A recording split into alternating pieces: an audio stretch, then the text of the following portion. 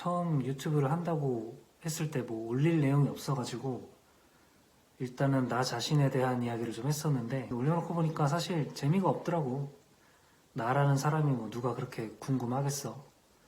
그래서 오늘은 좀 다른 얘기를 해볼까 하는데 오늘은 행복에 대해서 좀 이야기를 해볼까 해. 사실 누구나 행복하기를 원하지. 뭐 행복을 싫어하는 사람은 없으니까. 근데 요즘에는 행복을 최우선 가치로 생각하는 사람들이 많은 것 같아. 마치 행복이 지상 최대의 미덕인 것처럼. 특히 그 욜로하는 사람들, 형편에 안 어울리게 1년에 두세 번씩 여행을 간다거나 비싼 음식을 먹으러 다닌다거나 명품 사는 걸 좋아한다거나 그런 식으로 라이프 스타일을 중요하게 생각하는 사람들 있잖아. 뭐 그런 사람들이 나쁘다는 건 아닌데 그냥 요즘에는 그런 자기만의 라이프 스타일을 유지하려고 애쓰는 사람들이 많아졌다는 얘기지.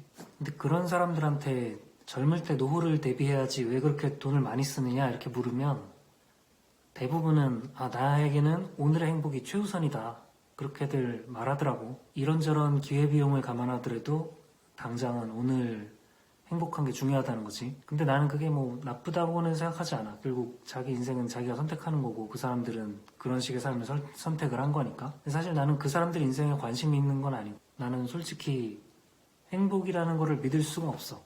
행복은 그냥 관념일 뿐이고 실존하지 않는 것 같다는 생각이 들거든. 내가 왜 그렇게 생각하냐면은 군대에서 초코파이 먹으면 되게 행복하잖아. 근데 저녁을 하고 나서 초코파이를 먹고 행복해하는 사람은 별로 없단 말이지.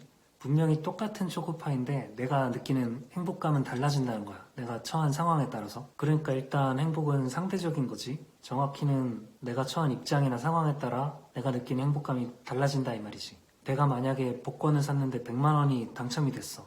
그럼 난 아마 엄청 행복할 거야. 근데 이재용 회장이 복권 100만 원이 당첨이 된다고 해서 그게 행복할까? 아마 아닐 것 같아.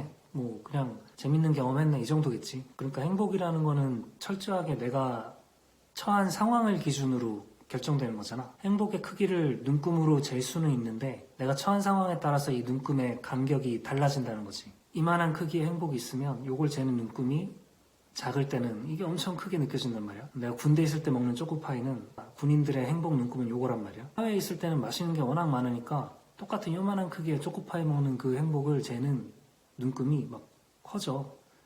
그래서 이 눈금으로 요거를 재면은 별게 아닌 거지. 그래서 행복하지가 않은 거야. 한마디로 행복은 절대적인 게 아니라는 거지. 그러니까 이거는 어떻게 보면 현실 화폐랑도 비슷하다고 생각이 들어. 만약에 내 지갑에 5천 원이 있어.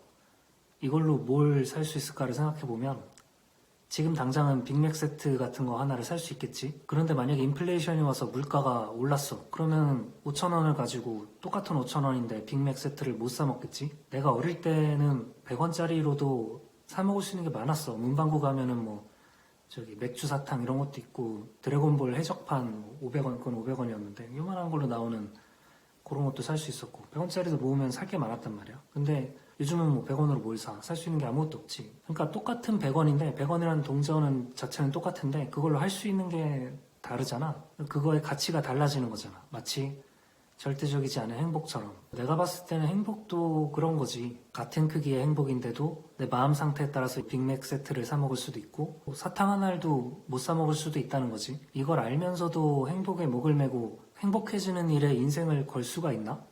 나는 별로 그러고 싶지가 않아. 마치 이게 누군가한테 사기당하는 기분이 좀 들어. 그래서 내 생각에 행복에 올인하는 거는 좀 부질없는 짓인 것 같아. 마치 부자가 자기 자산을 다 처분하고 현금화를 해서 금고에다가 쌓아놓는 거나 마찬가지라고 생각을 해. 그러다가 만약에 물가가 오르면 어떻게 되나? 이 사람이 가진 현금 가치는 시간이 갈수록 점점 떨어질 테고 어느 순간부터는 더 이상 부자가 아닌 게 되겠지? 그래서 나는 돈도 그렇고 행복도 그렇고 그런 식으로 쓰면은 부질없는 거잖아. 그래서 사람은 행복하지 않고도 잘 사는 법을 먼저 좀 배워야 되지 않나. 행복하지 않고도 잘 사는 사람이 됐는데 만약에 행복하기까지 해.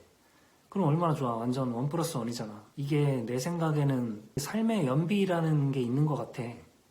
연비가 좋은 차는 기름을 조금 넣어도 멀리 갈 수 있잖아. 삶의 연비가 높은 사람은 별로 행복하지가 않아도 잘 살아. 근데 삶의 연비가 낮은 사람은 자기가 당장 느끼는 그 행복의 양이 조금만 작아져도 마치 자기 인생이 불행해지고 막 삶이 무료해진 것처럼 느끼는 것 같아. 뭐 이건 내 생각이니까. 그래서 어쨌거나 행복이라는 게 이렇게 덧없는 거고 부질없는 거 같아서 나는 행복을 추구하는 것보다는 행복하지 않고도 잘 살 수 있는 사람이 되는 게 더 중요한 것 같아. 결론은 뭐 삶의 연비를 높이자. 삶의 연비를 높이는 방식이 여러 개가 있겠지. 금욕적인 삶을 산다거나 아니면 너무 자극적인 말초적인 행복에 자신을 노출시키지 않는다거나 아니면 뭐 어른들이 얘기하는 범사에 감사해라. 작은 일에 감사하고 그걸로 만족하는 연습을 한다거나 그런 것들이 다 뭐 일종의 삶의 연비를 높이는 방법이 아닌가. 일단 내 생각은 그래. 앞으로는 비슷한 주제로 얘기를 좀 해볼 것 같은데 그냥 나는 이렇게 생각하고 산다. 그런 걸로 좀